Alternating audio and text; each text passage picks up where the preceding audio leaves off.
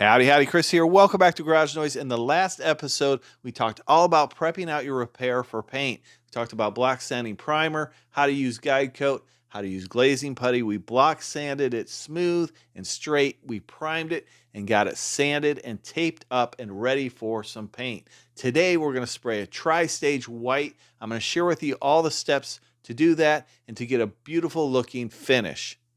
I'm laying down the first coat. Now this is a tri-stage pearl white. That's a base color, which is white, a mid-coat pearl, and then the clear coat over top of it. That's a tri-stage. So we're not going to seal this before we paint. And the reason why is we're doing a blending procedure into that fender. We have very little room on this right side to blend this paint. If I use sealer, I'm going to have less room to blend the paint, and because this is a tri-coat, I have to put my base color on, and then I need to spray out past that base with the mid-coat and then the clear coat, and that just does not give us enough room if we're applying sealer. To spray our base and our mid-coat, I'm using the R500 paint gun. This is a budget-friendly gun that uses very little CFMs. I think it's 3.25 or 3.5 CFMs, so it uses very little air. So if you're DIY or doing stuff out of your garage or at home and you're using a small compressor, this is a perfect gun for you, so you definitely want to check this out. I will leave a link in the description to the product and a link to a video where I review this gun. I'll give you an idea of what I'm doing with this bumper. I don't want any color to meet the hood, so we're not spraying color at the top portion of this bumper. I just want to do the center portion and the ends so it has a good color match, a good transition.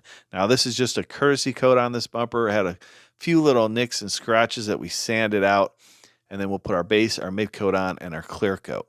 So after the first couple coats, I let this flash off for about 15 minutes. I made sure it was totally cure, and then I tacked it off just a little bit to remove any dust that might have landed on it. I'll put a couple more coats of base on this, and then we'll move on to our mid coat. So it took about 4 coats of base on this repair.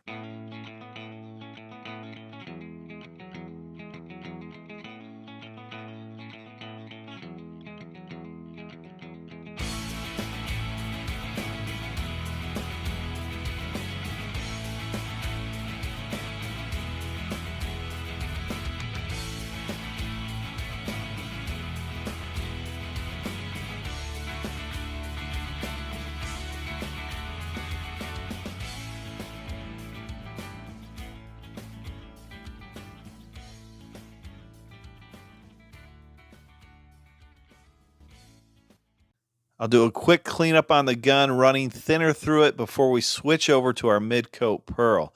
Now the paint I'm using today is a Nason XL. That's the brand of paint. It mixes up 2 to 1, so we'll put 2 parts of the mid-coat pearl in and then 1 part of reducer. I am using a disposable cup system, and this just makes cleanup so much easier. This is the Spray IQ disposable cup system. It's the first series, the 1.0, so it's compatible with those 3M adapters. And it's priced significantly less than the 3M products. You can check out the link down in the description. Just a side note, remember to use the right reducer for the temperature you're spraying in. Some dry quicker than others depending on the speed of the reducer. They have a slow, a medium, and usually a fast. Let's talk a little bit about the gun setup and how to apply your base. So on my gun setup, I have my fan pattern wide open. That's the top knob on the gun. The next knob down is the volume. That's the amount of material that comes out of the gun. For that, I'll have it 2 to 3 turns out from closed. There's also an air pressure knob on your gun. You always want to have that wide open, and you want to adjust it on your regulator. Now, for base, I like to spray around 15 PSI. This will help with paint consumption because you're not spraying as much into the air. You're spraying it onto the panel, and it'll save you some money in the end. When we're applying the mid coat, you want to go 3 to 4 inches past where you ended your base color. So on a pearl, we have to cover the base now. We've applied the base. Now we've got to go past that base and apply the mid coat.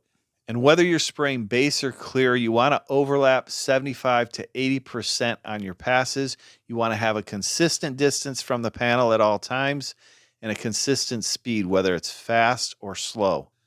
The whole goal when applying your bases is to have a nice, smooth, consistent finish. You want a nice consistent finish in your metallics and your pearls, and that comes from techniques, being the right distance, overlapping the right amount, and just laying down a smooth finish.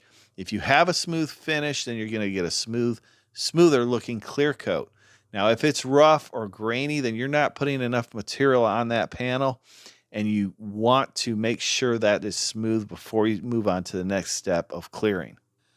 We're on the second coat now, and this color only requires 2 coats of pearl.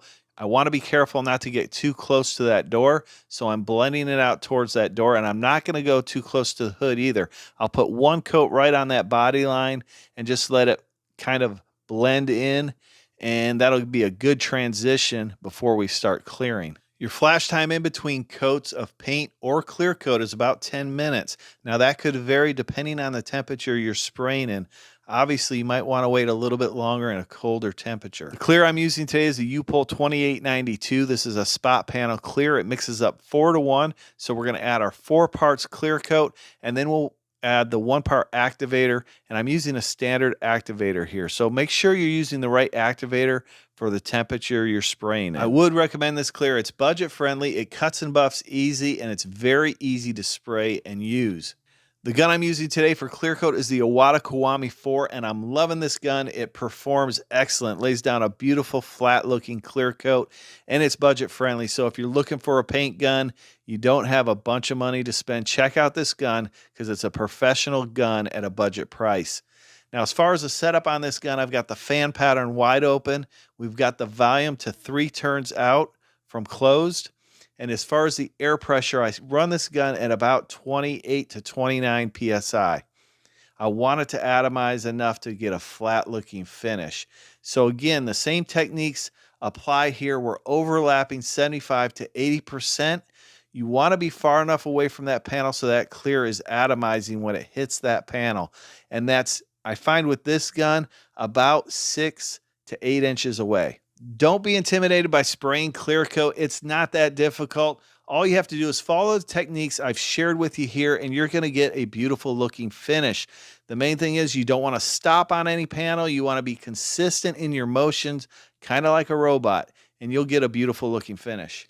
You only need 2 coats of clear coat. Again, we're going to let it flash off for 10 to 15 minutes in between coats of clear coat.